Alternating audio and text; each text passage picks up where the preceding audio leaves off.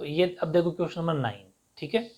ये यूँ कहना चाह रहा है कि वर्टिसेस ऑफ क्वाड्रिलेटरल ABCD, यानी कि एक चतुर्भुज है ABCD, चलो बना लेते हैं साथ साथ।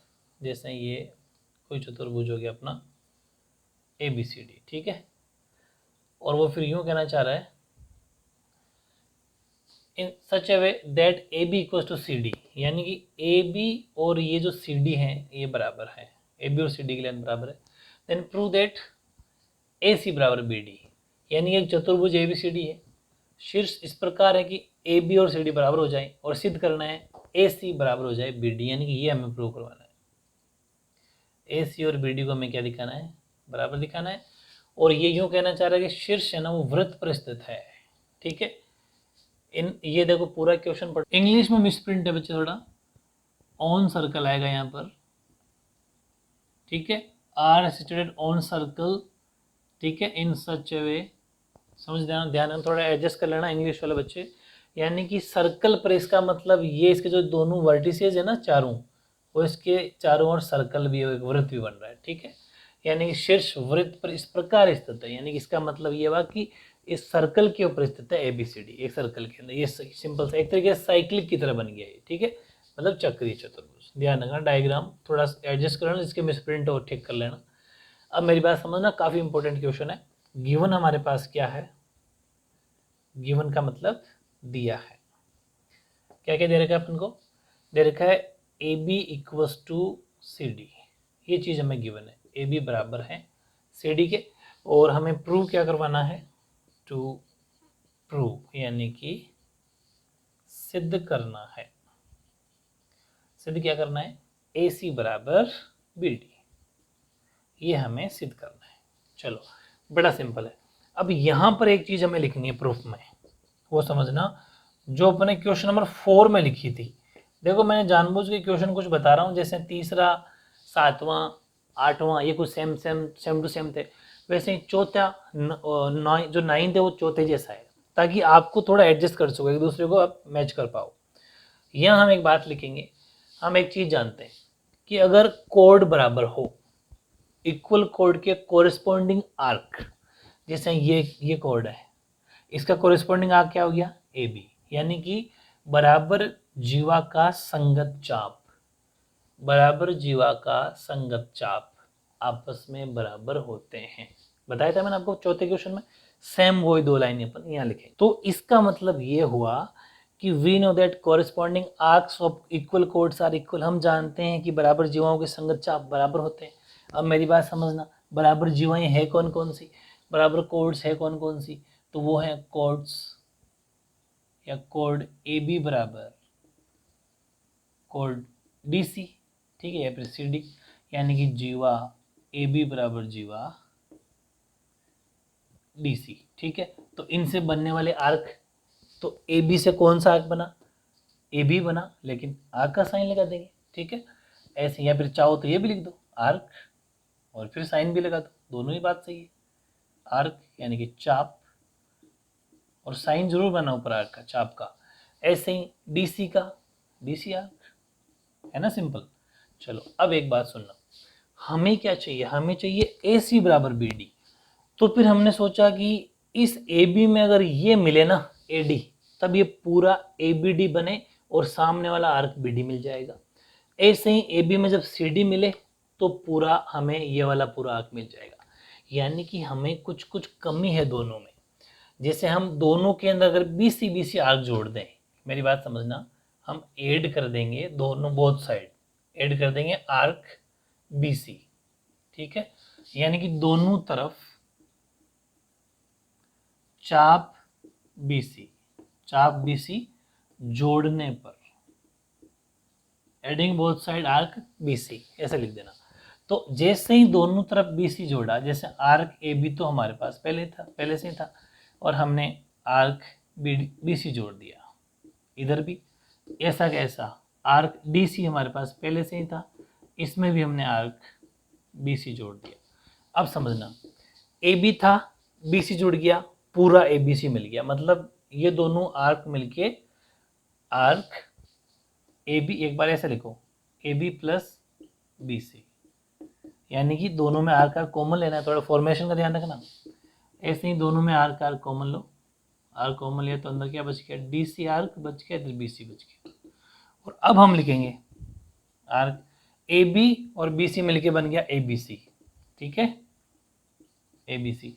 ऐसे ही आर्क डी सी और बी सी ये पूरा मिल गया, मिलके बन गया B C D, B C D. अब मेरी बात समझना, ये आर्क दोनों बन गए। अब ये एक सर्कल है, लेकिन ये कोई गारंटी नहीं है कि बी डी और ए सी सेंटर पॉइंट से होके जा रही है, लिखा हुआ कहीं पर भी नहीं है। तो हम ये मान के चलेंगे ये जो वृत्त है, ये जो सर्कल है, उसकी ये ए सी और बी डी जीवाएं हैं, कोल्ड है। तो यहाँ पर फिर एक प्रॉपर्टी लग जाती है। कौन सी प्रॉपर्टी? कि इक्वल जो होते हैं आर्क, इक्वल आर्क की जो कोरिस्पॉन्डिंग कोड होती है वो भी इक्वल होती है, यानी कि बराबर चाप की। मेरी बात समझना, अगर चाप बराबर हो तो उनकी संगत जीवाएं बराबर होती है। जैसे संगत जीवा से चाप लिखा था ना, मतलब इक्वल कोड से कोरिस्पॉन्डिंग आर्क लिखा था, तो ऐसे ही इक्वल आर्क से कोरिस्पॉन्डिंग जीवाएं, कोरिस्पॉन्डिंग कोड भी बराबर होती है।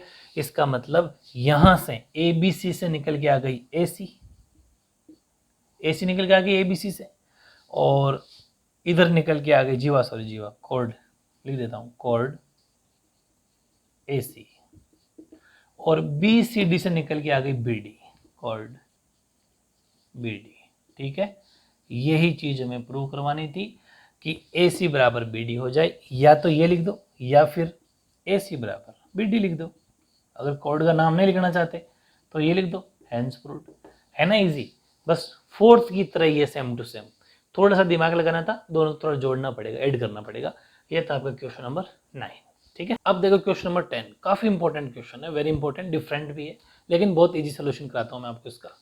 ये आपसे यूँ कहना चाह रहा है कि if two equal chords of a circle intersect each other, then prove their successive parts will be equal to their corresponding parts। काफी इंपॉर्टेंट, एक वृत्त है, इसकी दो जीवाएं, दो समान कोड एक दूसरे को इंटरसेक्ट यानी प्रतिच्छेद करती है। सपोज सेंटर पॉइंट का ध्यान रखना, सेंटर से अलावा लेनी है, पर जैसे अपन ने यहाँ से एक ले ली है, एक इधर से निकाल दो, कैसे भी ले सकते हो, बस दोनों को आपस में इंटरसेक्ट करवा देना, मतलब प्रतिच्छेद करवा देना। ये कर रही है, जैसे ये इसका नाम ए बी दे दो, और ये सपोज सी डी है, इंटरसेक्ट करिए सपोज पी पर, मान के चलना है, इंटरसेक्ट कर रही है, तो सिद्ध कीजिए कि एक जीवा के क्रमित भाग, क्रमित का मतलब होता है then prove that successive parts, जैसे ये वाला पार्ट इसके बराबर और ये वाला पार्ट इसके बराबर, ये सक्सेसिव पार्ट्स होते हैं या फिर कोरिस्पॉन्डिंग पार्ट होते हैं, यानी कि संगत भाग। तो हमें जो चीज़ गिवन है वो लिख देते हैं, थोड़ी क्या दिया है, काफ़ी इंपॉर्टेंट है ना, इजी वे में करेंगे, लेकिन हमें दे रखा है कि कोड ए बी बराबर कोड सी डी, यानी कि जीवा ए बी बराबर जीवा सी डी हमें बराबर दे रखा है, ठीक है। इसके अलावा हमें क्या दे रखा है, दोनों इंटरसेक्ट कर रही है, लिख सकते हो and intersect H point P, तथा जीवाएं पी बिंदु पर प्रतिच्छेद करती हैं। ये थोड़ा स्टेटमेंट बन जाएगा, और हमें प्रूव क्या करना है, सिद्ध खींचना है ना, तो टू प्रूव, सिद्ध करना है। क्या सिद्ध करना है कि ए पी बराबर सी पी हो जाए एंड डी पी बराबर बी पी हो जाए, ठीक है। ए पी बराबर सी पी तथा डी पी बराबर बी पी, ये हमें सिद्ध करना है। तो इसके लिए कुछ बच्चे अपन को कंस्ट्रक्शन करना पड़ेगा। कंस्ट्रक्शन का मतलब रचना, ठीक है। रचना क्या करनी पड़ेगी, देखो ए पी बराबर, ऐसे तो देखने से तो ये होना नहीं है, ये ए पी और सी पी बराबर आएगा कैसे, कुछ तो सोचना पड़ेगा। तो हमने क्या करा, इस ए पी जो है ना, ये बराबर है नहीं है ना, दिखाना था, इसलिए मैंने समझाया था आपको, अब इसको हटा देना है। अब मेरी बात को समझना आप, बहुत ईजी तरीका बताऊंगा कि जो ये ए पी है ना, सॉरी ए बी कोड है, ए बी इधर सी डी कोड है, नहीं ए बी जीवा इधर सी डी जीवा, यहाँ सेंटर पॉइंट है ओ, हम ओ से यहाँ एक परपेंडिकुलर डाल देते हैं, इस पर लंब डाल देते हैं, कुछ भी नाम दे दिया एम, और ये तो हो गया इसके ऊपर परपेंडिकुलर, समझ पा रहे हो, किसके ऊपर, ए बी के ऊपर, और यहीं से एक परपेंडिकुलर डाल दिया सी डी के ऊपर, इसको नाम दे दो एन, समझ पा रहे हो। तो कंस्ट्रक्शन हमने क्या किया कि ओ एम परपेंडिकुलर यानी कि ओ एम लंब A B and O N perpendicular C D, O N perpendicular C D, यानी कि ओ एम लंब ए बी तथा ओ एन लंब C D, then and join O to M या फिर O M and O N, एक ही बात है, वह ओ एम तथा ओ एन को मिलाया, ये हिंदी वाले बच्चे लिख देंगे। चलो ये कुछ स्टेटमेंट बन गया अपना, क्योंकि विदाउट ये लिखे मार्क्स नहीं मिलते। चलो अब अपन करते हैं इसको प्रूफ टू प्रूफ, यानी कि उत्पत्ति।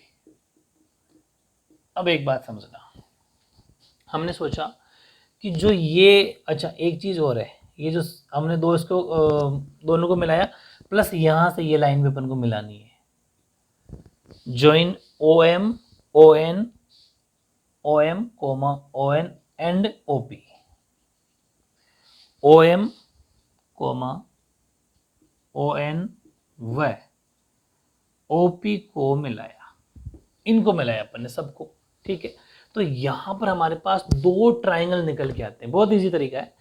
कौन कौन से ट्राइंगल निकल के आते हैं, ओ पी एम और ओ पी एन, या फिर O M P O N P, दो त्रिभुज निकल के आ, दो ट्राइंगल निकल के आ रहे हैं।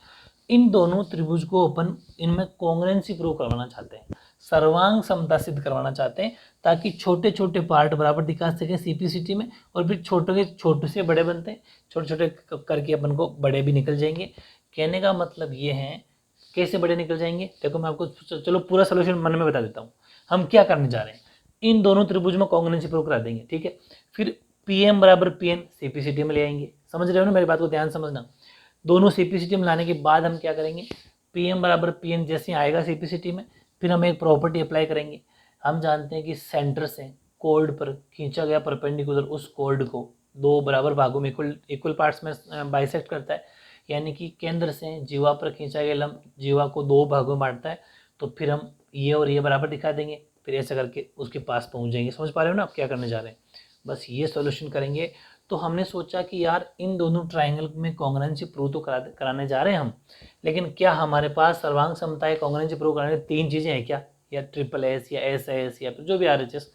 तो हमने देखा कि एक तो दोनों में ईच 90 प्रत्येक 90 डिग्री आ रहा है, कौन कौन सा, ओ एम पी और ओ एन पी एंगल कौन, ठीक है, एक बात तो ये आ रही समझ में। दूसरी ओपी दोनों में कॉमन है, वनिष्ठ है। लेकिन तीसरी चीज नहीं है यार, एक चीज और होनी चाहिए, वो हमारे पास नहीं है, तो उसके लिए हमें थोड़ा सा प्रयास करना पड़ेगा। तो वो चीज, एक चीज निकल के आ गई हमारे पास, क्या, देखो मैं बताता हूँ। वी नो दैट, बिल्कुल मैंने आपको ये बता रखा है, ठीक है, ये थ्योरम बता रखी है। वी नो दैट कि हमेशा इक्वल जो कोड होती है, इक्वल कोड का मतलब बराबर जीवाएं केंद्र से बराबर होती है, समझ पा रहे हो, यानी कि equal chords are equal distance from the centre, समझ पा रहे हो।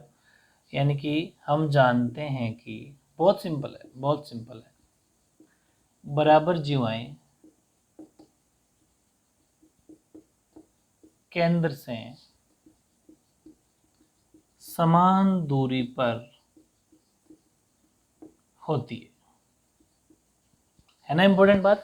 यानी कि ये दोनों बराबर है, ए बी और सी डी, तो सेंटर से बराबर डिस्टेंस पर होगी, ये एक थ्योरम है। इसका मतलब इट मीन्स, यानी कि अर्थात जितना ओ एम होगा, ओ एम की वैल्यू होगी, या फिर ओ एम जितनी लेंथ होगी उतनी ओ एन हो जाएगी। ओ एम बराबर ओ एन, वेरी इंपॉर्टेंट चीज आ गई। अब हमें इस ट्राइंगल में कॉन्ग्रुएंसी प्रूव कराने के लिए तीनों चीजें हैं, सर्वांग समता सिद्ध कराने के लिए तीनों चीजें हैं। तो in triangle O M P and triangle O N P, त्रिभुज ओ एम पी व त्रिभुज ओ एन पी में क्या क्या है हमारे पास। एक तो लगे हाथ यही ले लो, ओ एम बराबर ओ एन फ्रॉम इक्वेशन 1। समीकरण 1 से, समझ गए ना। दूसरी बात, ईच 90 यानी कि एंगल OMP बराबर ONP, ईच 90 प्रत्येक 90 डिग्री, समझ पा रहे हो ना, प्रत्येक 90 डिग्री। तीसरी चीज एक और चाहिए, OP OP कॉमन, तो OP इक्वल्स टू OP, ये हो गया अपना कॉमन साइड, कॉमन को हिंदी में कहते हैं उभयनिष्ठ, ये हो गया उभयनिष्ठ। सो ट्राइंगल OMP कॉन्ग्रुएंट हो गया, यानी सर्वांगसम हो गया ट्राइंगल ONP के। और मेरी बात सुनना कि ये 90 सामने हो तो इसका मतलब ये RHS लगेगा, बाय RHS। क्यों लगेगा बताता हूँ RHS, क्योंकि जिसके अंदर RHS का मतलब राइट हाइपोटेनियस साइड, यानी कि समकोण कर्ण भुजा।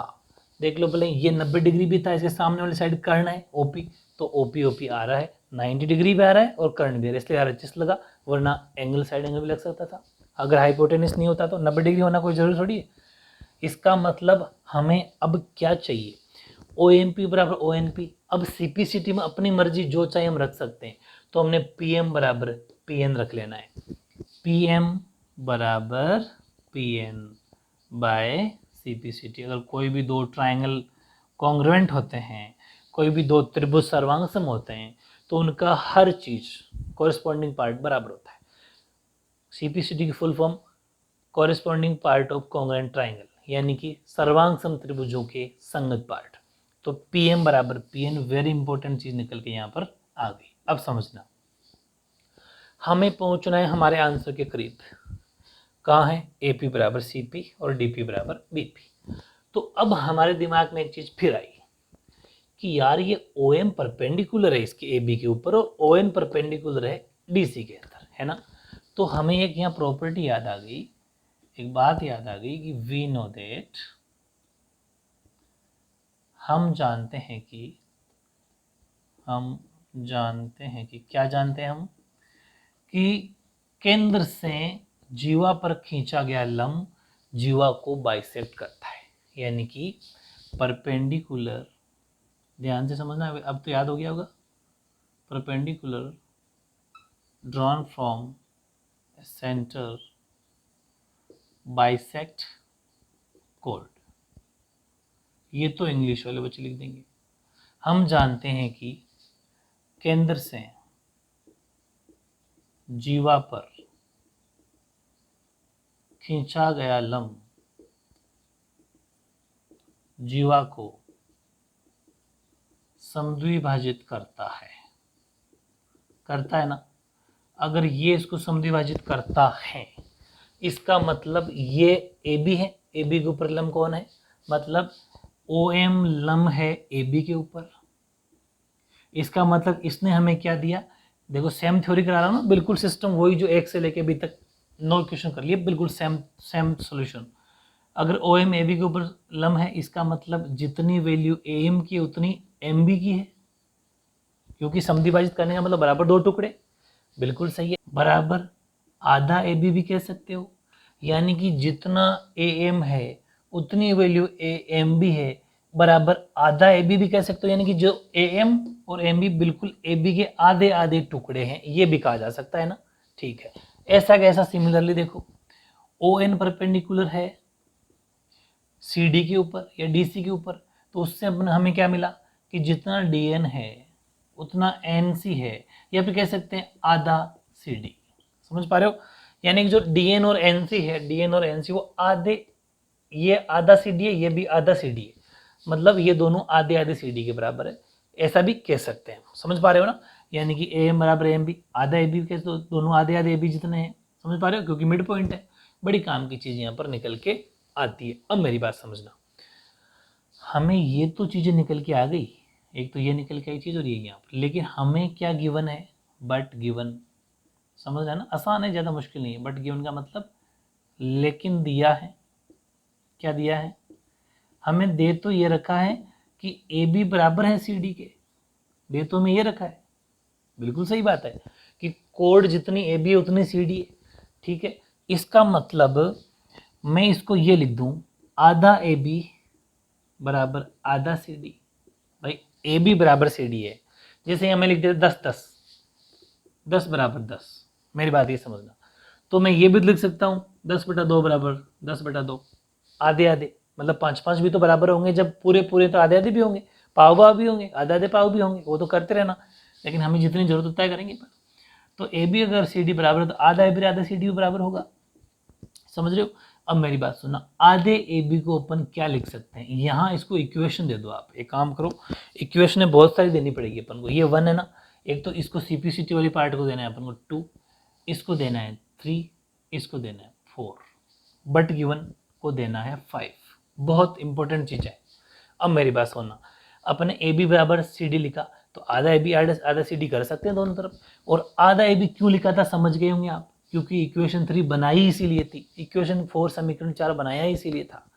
तो हम आधे ए बी को क्या लिख सकते हैं, या तो ए एम लिख दो या एम बी लिख दो, हमें जो चाहिए वो लिखेंगे, या तो ए एम लिख दो या एम बी लिख दो। अब हम लिखेंगे ए एम, क्योंकि हमने सोल्यूशन में हमें क्या दिखाना है, ए पी, तो ए एम में ये जोड़ देंगे। मेरी बात सोचना, आगे फ्यूचर की बात बता रहा हूँ।